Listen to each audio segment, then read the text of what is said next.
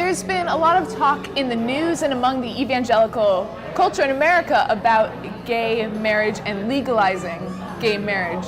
What are your thoughts on that? Well, thanks for bringing up that very easy, non-controversial topic for me. I'm very emphatic on the fact, of course, that I don't approve of gay marriage. Do I think it's biblical? Do I think it's right? Well, no. I also don't think it's right for heterosexual couples to be living together in a fornication relationship and all of that. But can we control our culture? Can we control a secular society? And the answer to that is also no. Do I think that there is a detrimental effect on the prevalence of the idea of legislation concerning gay marriage on the church? Well, yes, there are some children who grow up in the church who will come to think that this is normal. Sin is normalized. But again, the sin of the homosexual is no different or worse than the sin of the heterosexual who is engaging in sex outside of marriage, which is very common. So let's not have a double standard where we're concerned about one and not the other. But what I would say is our job remains the same as believers, to be faithful to Christ in our culture, whether or not gay marriage is legalized.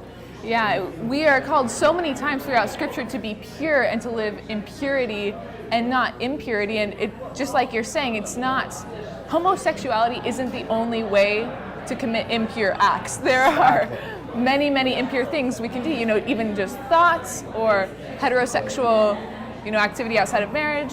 And so I think it's important to not demonize homosexuality as some sin that's so heinous that is unforgivable, or we can't accept that Jesus wouldn't accept a homosexual person. Exactly. I mean, you look in Scripture and you see that by far the majority of sexual sins which are condemned are heterosexual sins. And then homosexual sins are also condemned. And yes, Romans 1 puts an emphasis on them as an example of the judgment of God coming down on a culture. But you look at the Old Testament regulations, you look at the examples, you look at David's adultery. It wasn't a homosexual relationship, it was with Bathsheba. It was a heterosexual relationship that was condemned. So Jesus died for sinners. And so for the homosexual couple that lives next door, whether they're legally married or not, our responsibility will remain the same, which is reach out to them in the love of Christ. They're sinners like we're sinners who need the redemptive work of Christ and who can be saved by placing their trust in Him.